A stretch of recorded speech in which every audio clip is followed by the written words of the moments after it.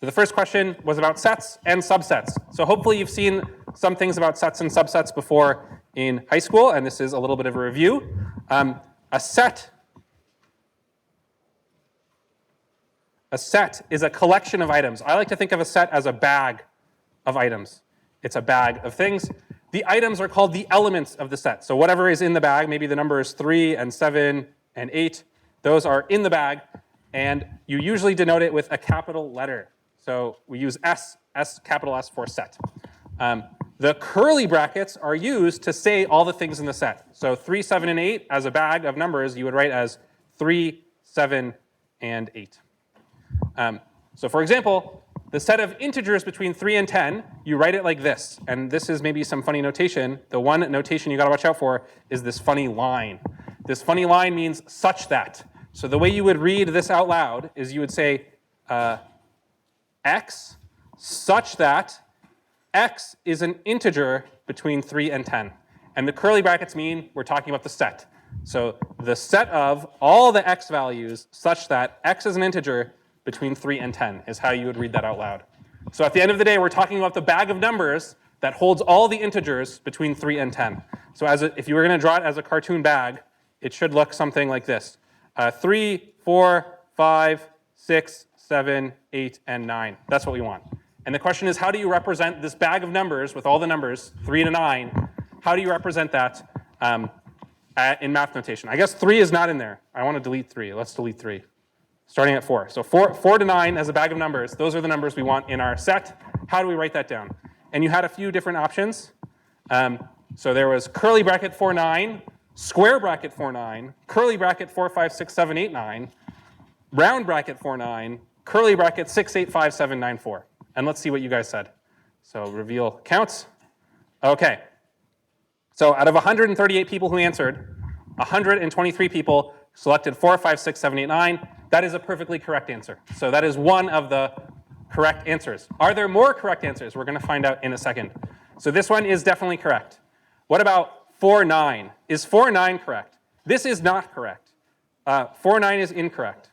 So just so you know, 4, 9 would represent the bag with only the number 4 and the number 9. So if you selected 4, 9, you're forgetting about 5, 6, 7, and 8. So the commas, you have to list everything out that is in there. So that one is not correct. OK. What other ones were controversial? Let's see. So another one that maybe is more controversial is, what about this one? 6, 8, 5, 7, 9, 4. Is that one valid or not? And I said select all the correct answers. So this one, there might be more than one valid one. So this one was not very popular. Only 63 out of 138 selected this one. But that one is a correct answer. So this one is also a correct answer. So when you list a set of numbers, there is no order. Sets don't have orders. The same way when you throw everything into a bag, there is no order of the things in the bag. So this is correct. This is correct. All the other ones are incorrect. These ones with no curly brackets, we are going to learn about later today. These are called intervals. And so be very careful you don't mix up intervals and sets. The curly brackets are listing all the things in the bag. These things refer to intervals, and that's something special we're going to learn in a little bit. OK, so that's the correct answer here. You can write either this one or that one. Order doesn't matter. Sets are things in a bag. Any questions or comments about the first thing? OK, so very often, I won't even, in Notability, right? I wrote this bag. We talked about the answer. I'll write it down right now. So here's a possible answer. 7, 8, 9. But if in Math1030 we select the right answer, and we talked about it, sometimes I won't even bother writing it down. If you want to write it down in your notes, you should. That's what the point of the note says. OK, so that is the first set we saw in this course.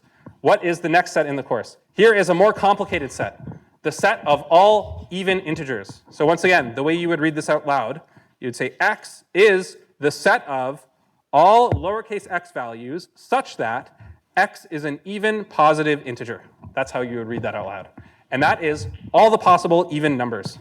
The way you would write this down is 2, 4, 6, 8. And now you do a cheat that mathematicians do. Whenever I want to say, here's the pattern, you figure out the pattern and continue the pattern forever, we write ... So that means figure out the pattern, 2, 4, 6, 8. The pattern is the even numbers, and do the pattern forever. So that is what ... indicates that the sequence of numbers continues indefinitely, forever. One more piece of notation you need to know, I think this is an important one, is this symbol. How would you read this out loud? So some people, I've heard this before, people read this as X, E, X. Do not read this as an E. This is not an E. Do not say the letter E. That is the symbol in. This is an in. So this means in. And so you would read this out loud, you would say X is in the set X. And it is true if the element lowercase x is in the set capital X, and it is false if it is not in there. So for example, with this set capital X, 2 is in X. That is true. But 3 is not in X. Not in X. And the reason 3 is not in X is because 3 is not an even number. That's what in means. If you cross it out, that means not in. Another important set is this one, the empty set, which is denoted like this, with a 0 with a slash through it. That is the set with nothing in it, a bag that is empty, the empty set. And next up, we're going to see that later on, we're going to want to have sets that don't just have numbers like 1, 2, 3, but all possible numbers. That'll be coming up very soon. So this will be related to intervals. OK. Here is another definition. This is the definition of subsets. Subsets. So subsets are a relationship between sets. If you have two sets, you can ask whether or not they are subsets of each other. And you use this notation right here, this notation. Oh, not the erase. This notation means subset. So you would read this out loud as x is a subset of y. And it's true when all the elements of our x are in y. So if y is like a bag that is strictly bigger than x, all the things in x are in y, and y has even more stuff, that is a subset. We say things are equal. Equal is what you think it is when they contain exactly the same things. This is maybe a new word, a proper subset. That means subset but not equal. And we write it like this. So this is a little bit like equal sign. So this is subset, subset, and this is subset or equal. Or equal. So that's some notation about sets. To give you guys an example, exercise 1A has an example about subsets. So I'm going to flip forward just a little bit to exercise 1A over here, where we're going to list out the proper subsets of 1, 2, 3. So this is like a bag holding 3 numbers. It's holding the number 1, the number 2, and the number 3. What are the possible proper subsets of this?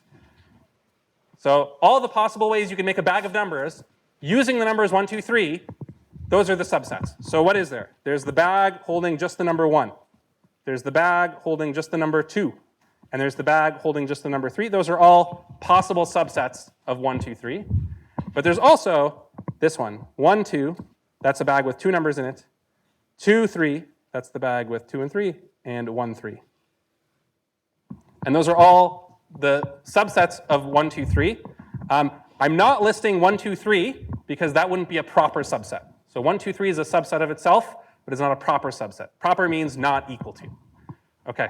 It occurs to me we have actually most of the subsets. There is a secret special subset that I forgot to write down. There is one more subset of 1, 2, 3 that's not listed here. Does anyone know what it is? Yeah. The null set, the empty set. So there is one more. This is like a Yoda meme. There is another. OK. The empty set is also a subset of 1, 2, 3. So this empty set is a subset of anything. And we write the empty set like this. So you can have an empty bag, or you can have some subset of the numbers. All right. We're going to move on to union and intersection. This is another good place to stop if there's a question about subsets or sets so far. So union and intersection are something you do with 2 sets. You have 2 sets, and you want to make a new one. Maybe I'll do a question over here first. Yeah.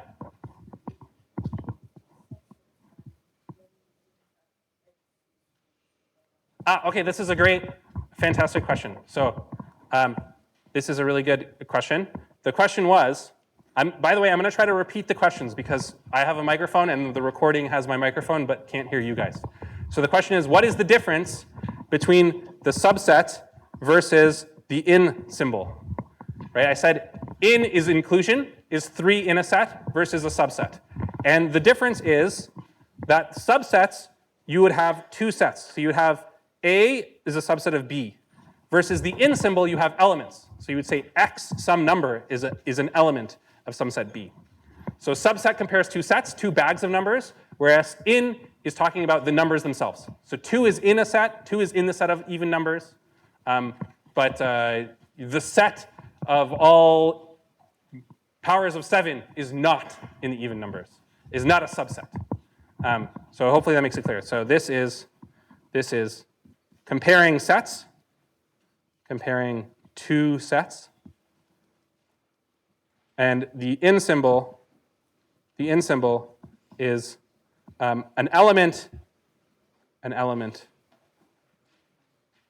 in a set. Okay. And once again, so in your notes, right, the lecture notes are going to end up all scribbled up because I'm trying to explain things. In your notes, you got to decide what you think is important and write that down. So if you think this is important, you can write a little note next to yourself anywhere you want. Great question. Any other questions or comments? Yeah. So what's happening is the person sitting right there is blocking the projector. Maybe they could move. Yes, you. In the red sweater, yeah. I mean, it's not really your fault. It's a poorly designed room. Okay. All right. Okay. Very good question about elements versus comparing 2 sets. Okay, next up we have union and intersection, which are something you do to 2 sets. So you have 2 bags of numbers and you want to make a new bag of number. One way to do it is union and the other way is intersection. And I think the easiest way to think about these is as Venn diagrams. So I'm going to imagine I have my set X. All the numbers that are in X I imagine as a Venn diagram. All the numbers in Y I imagine as a Venn diagram. And the union is a new thing that you get by including everything that was in X or in Y. So the union means either one. Either one. Either X or Y. So you could draw this like this. You could highlight everything in X or everything in Y. That's the union. It's a new set that includes both. So X is a circle, Y is a circle, and X union Y is this big blob with 2 kind of blobby parts. That's the union. It's drawn with a cup. I like to think of it as like a cup that is collecting everything. So union collects everything. What is the opposite sort of union in some sense is intersection. So an intersection, if X is some set and Y is some other set. What is the intersection? The intersection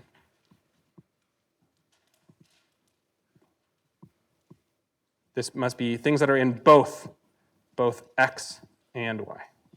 So what is in both X and Y? It's only these things. So if X is a circle and Y is a circle like this, the intersection of X and Y is a new set that looks like a sharp little bit in the middle. So things that are in both. And again, you can read these out loud, right? The intersection of X and Y is the set of all X values such that X is in X and X is in Y.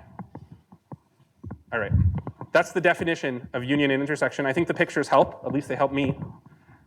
Next up, we're going to do an example with union and intersection. And I want you guys to do it. So I'm going to open this up in Math1030, and you guys are going to take a stab at doing the intersection and union in B and C.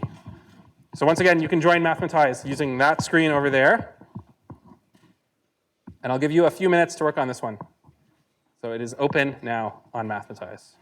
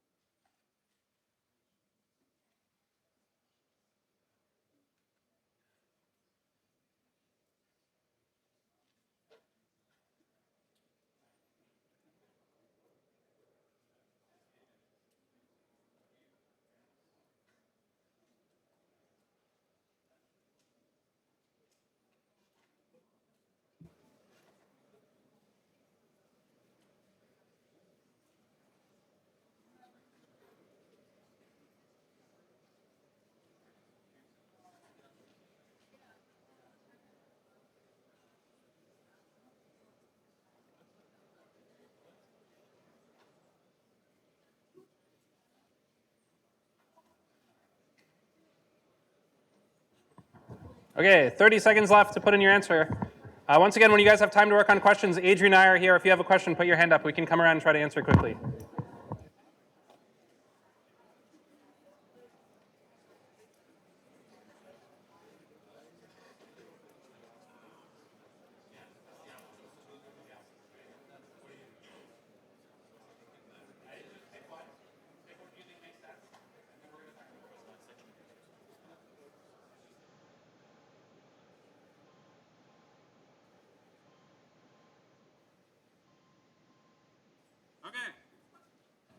Okay, time is up. Let's see, what did people say?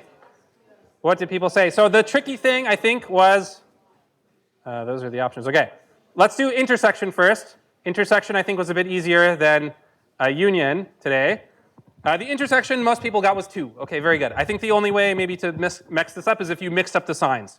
So again, union is a cup, right? If you have a cup, you collect all the rainwater. You're getting all the stuff. If you have an upside down cup, you get like nothing. So that's the 2. So that's correct. Very good job with that one. Let's write that one in here. So this one is just 2. Okay, great. That one's great. What about this one? So the tricky thing in this one was, should we count 2 twice? So 2 is in the left set, 1, 2, and 2 is in the right set, 2, 3, 4. Do we write 2 down twice? And I think most people have the right idea that you don't do it twice. So a set is a bag of things.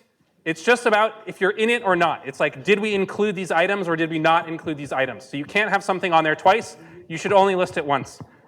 Some people have a convention, or for example, some programming languages use a convention that if you try to put 2 in the set twice, the second 2 doesn't do anything. It just automatically gets replaced by the first 2. But very well done overall here.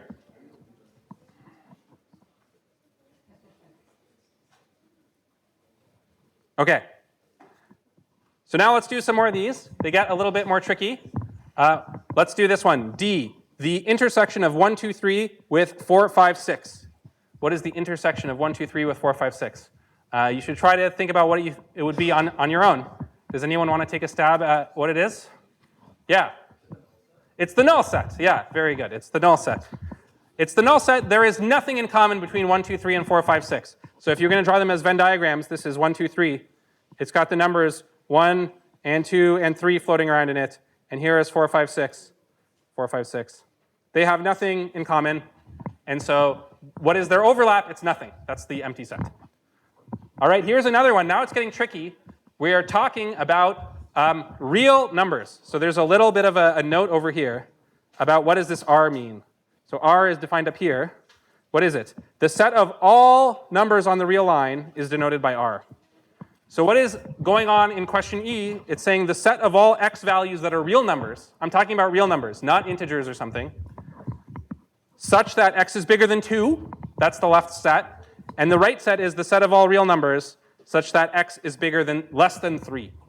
And I think the way you should represent these two things, when someone is talking about a set of real numbers, you can think about it as a collection of dots on a number line. So I'm going to draw these two sets. Let me draw this one in, I'm going to have, I'll draw this is supposed to be the number line. This is all of R. All of R. That's a number line. Here's 0. That's all the possible numbers. In blue over here, let me draw this guy in blue. Blue is all the numbers that are bigger than 2. So here is 2. Here's 2. And I'm talking about everything that is bigger than 2, right? Bigger than 2. Everything bigger than 2. That's all these numbers. So you can kind of think of a set of real numbers. If it's a collection like that, it's a kind of a shaded in section of the number line. Everything bigger than x equals 2. What about this guy over here? This guy over here. That's everything smaller than 3. That's also a piece of the number line. So here is 3, and here is everything smaller than 3 is like everything this way. Okay. Okay, if you've never seen a number line before, this looks crazy. This is like a train track or something. But if you guys know what number lines are, this should make sense. So the blue set is everything to the right of 2. The green set is everything to the left of 3. We want their intersection, their overlap. What is in their overlap? It's everything in between. Everything in between 2 and 3. That is their overlap. So to write it out as words, we know what it is now. It's everything between 2 and 3. How are we going to write that as a set? And let me just make a little space here. So we're going to do We'll do this. Hopefully you don't have to do that on your notes. So I want everything between 2 and 3. How am I going to write this down? I'm going to say the set of all x in R. So we're talking about real values such that what? Such that what? Well, x has to be bigger than 2, and it has to be less than 3. How can I write that? I can write x is between 2 and 3 as an inequality. Let me move it down a bit. So I'm going to write x is between 3 and 2. And I'm going to fill in less than and greater than signs to make this correct. So if I write it like this, that would be everything between 2 and 3. X has to be bigger than 2, and x has to be less than 3. So inequalities can be a little tricky, but that is how you would write this. Now there's one detail that is wrong right now that we can fix. Who sees what the detail that's wrong is?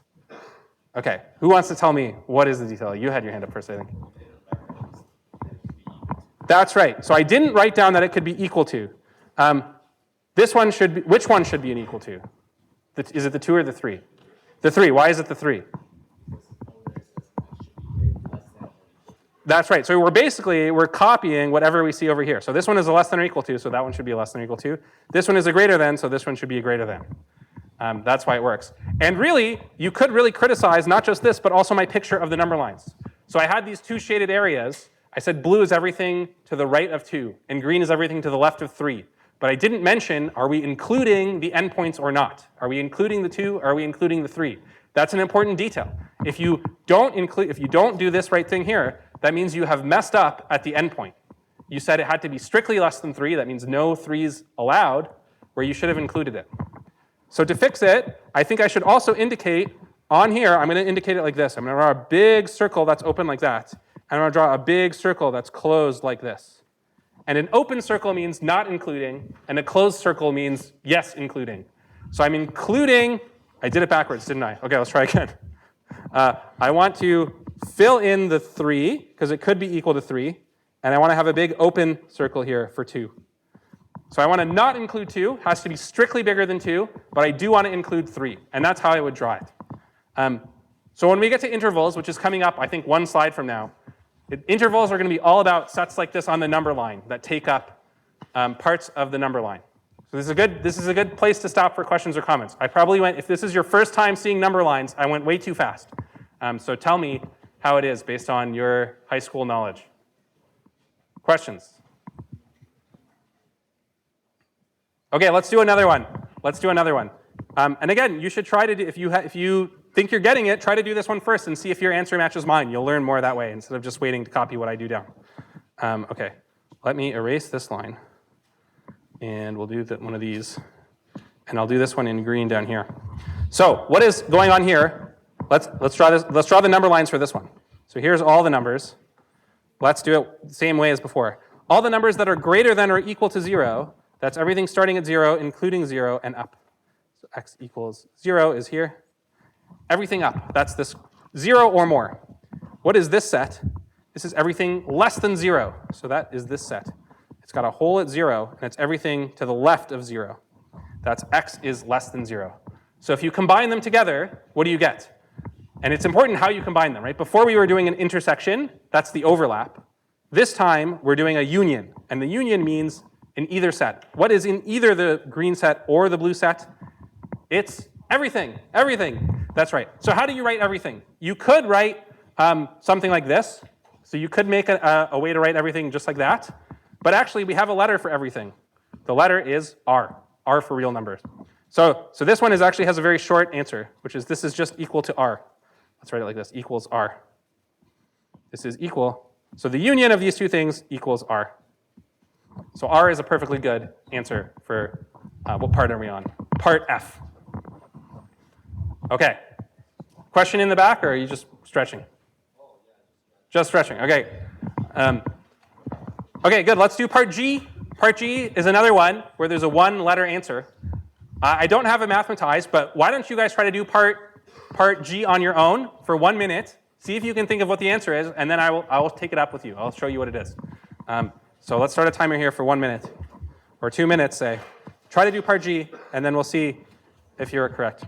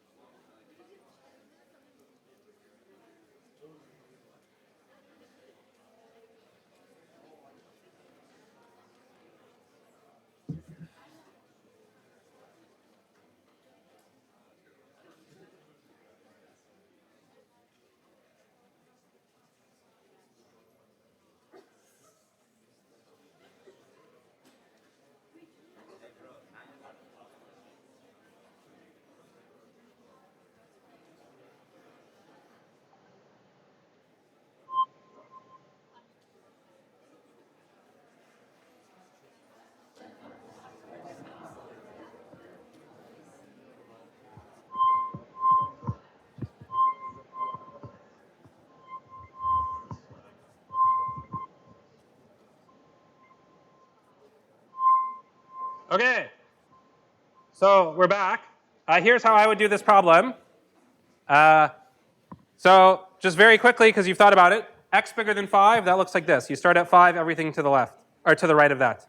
Starting at 5, x equals 5. What about x less than 4? X less than 4, that's starting at x equals 4, and everything to the other side of that. Okay, now we want to know what is in both of these sets. What numbers are covered by both the blue and the green? The answer is nothing. Nothing equals empty set. So the answer is the empty set.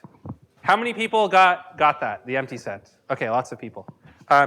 So if not, you might have gotten the two sets correctly, and then you did a union instead of an intersection or something. But that is the right answer. Okay, any questions or comments before we move on? Okay, next up we're talking about number systems. Number systems. And number systems are really talking about sets of different numbers that have things in common together. So we've seen one already. We've seen R. Apparently R is all numbers. Here are some other ones. And I'm going to go over these somewhat quickly. N is the natural numbers. That's numbers like 1, 2, 3, counting numbers.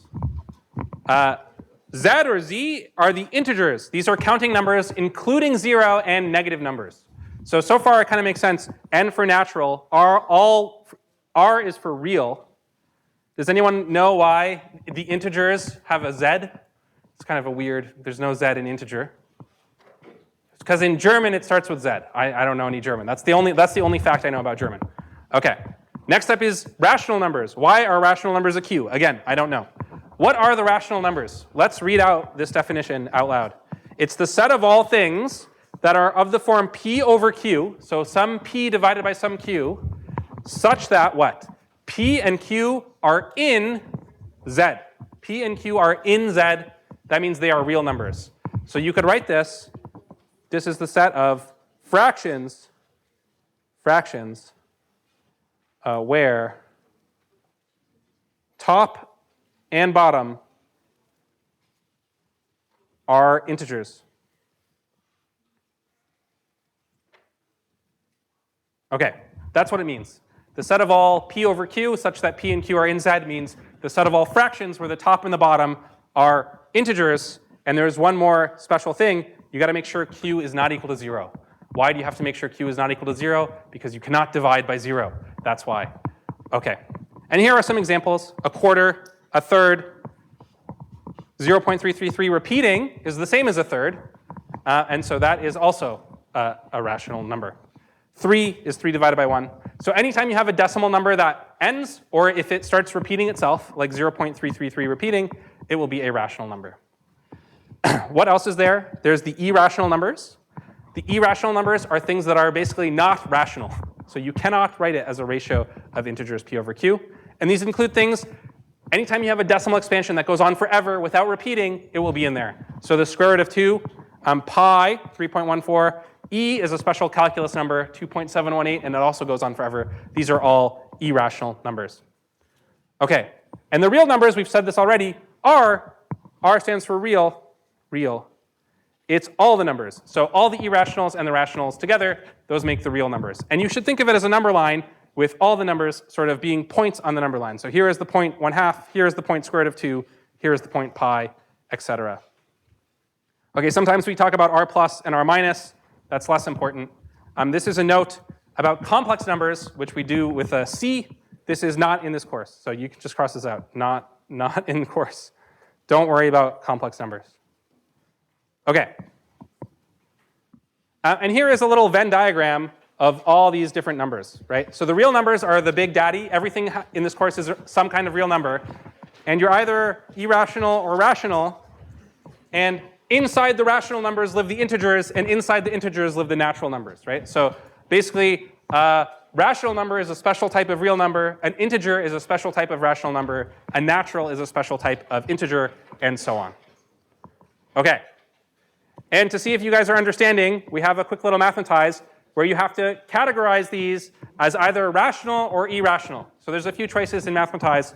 I'll open this up and give you 2 minutes to work on it.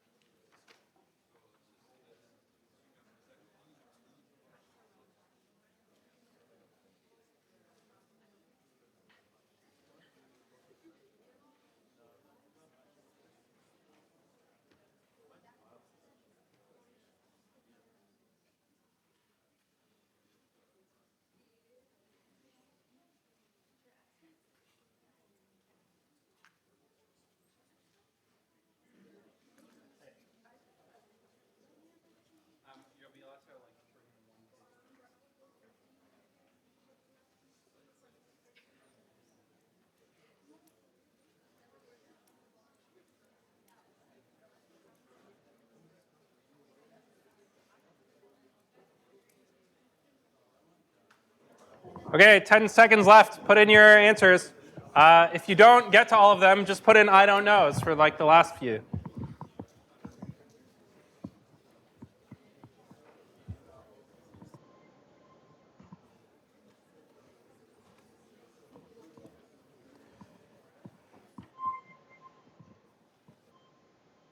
Okay, let's see what you guys said about these ones.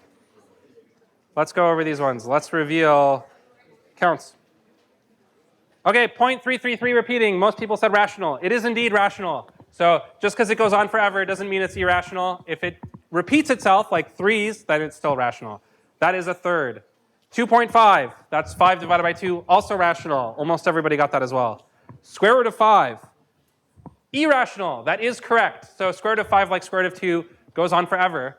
It's actually a non-trivial thing to prove that square root of 5 is irrational. So the Greeks proved that square root of 5 is irrational. This was like one of the first famous math proofs, was that there is no tricky way to write square root of 5 as like a million divided by something. You will never get square root of 5.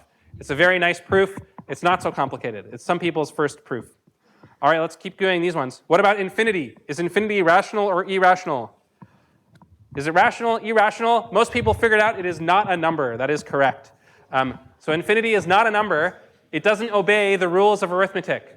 The rules of arithmetic say you can add any two numbers, but infinity, like what do you do if you do infinity plus infinity? Like it doesn't make sense. Nothing works. That's why infinity is not a number. Okay, last one. Pi we said is irrational. E is irrational. What happens when you add two irrational numbers? We're going to find out. So some people said irrational. The answer is something, it depends on the details. So pi is irrational. 1 minus pi is also irrational. What is pi plus 1 minus pi? It's just 1. So it depends on how you add them up. So do pi and e perfectly fit together to make a rational number? Maybe. Maybe when you add them together, those decimals all like turn into something nice. And this is maybe this is like a little dishonest. What is the correct answer? The correct answer is, I don't know. I don't know.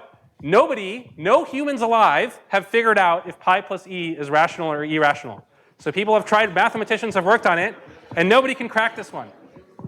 So if you want to work on pi plus e and you can prove that it's rational or irrational, you will win a lot of money and you will get a PhD in math. This is a really hard problem.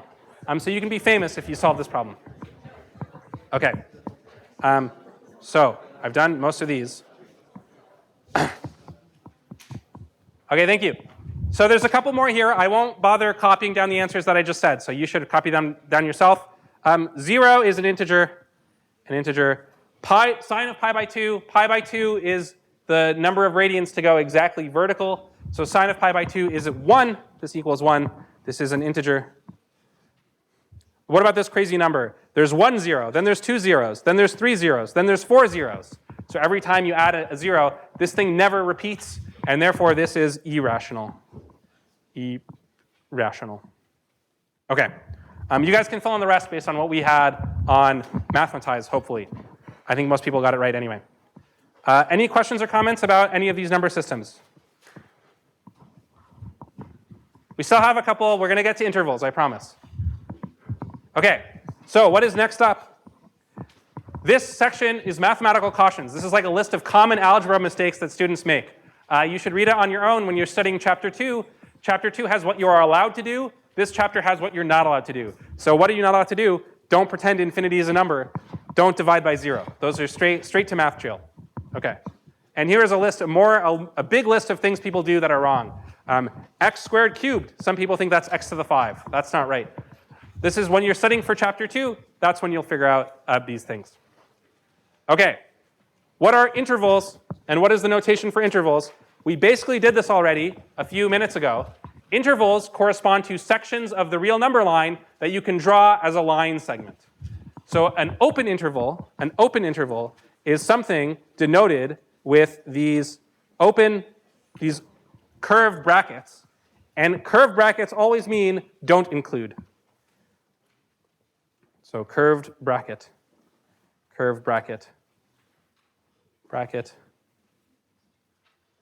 means don't include.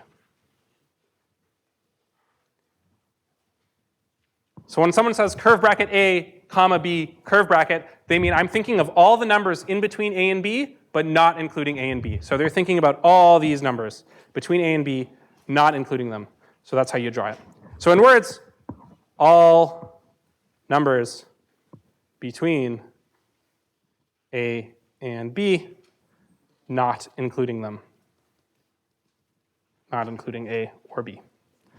That's what curved brackets mean. What do square brackets mean? Well, they mean the opposite. So square brackets mean include. So square equals include. Include. So when someone says square bracket A, comma B square bracket, they mean everything between A and B, including both A and B. So you can color it in just like I said before to indicate that. So it's the same exact text as above. I'm going to draw it like this, and I'm going to say including A and B. So this stuff over here means copy this text down. Okay. So those are intervals. It's just a shorthand. We could always, we could have not defined intervals, and every time we needed an interval, we could have written out this whole super long sentence with curly brackets. You should think of it as like a shortcut, right? I write open bracket A, comma B, close bracket, and then that means this whole crazy long thing, and then I can skip writing it down. So intervals is probably something you've seen before in high school, and we did a problem with intervals way back here, right? This was really a problem about intervals. All right, so you've seen closed intervals and open intervals. In regular life, the door is either open or closed. In math class, the door could be somewhere between open and closed. These are intervals that are not open and not closed. And if you know the rules for open and closed, I think you can figure out how these work. And I will let you guys take a stab at this on Mathematize. This will be the last one we do. And if you guys all get it right, then I'll let you fill in the definitions on your own, and then we'll meet again at the next class. So let me give you a 2-minute timer here.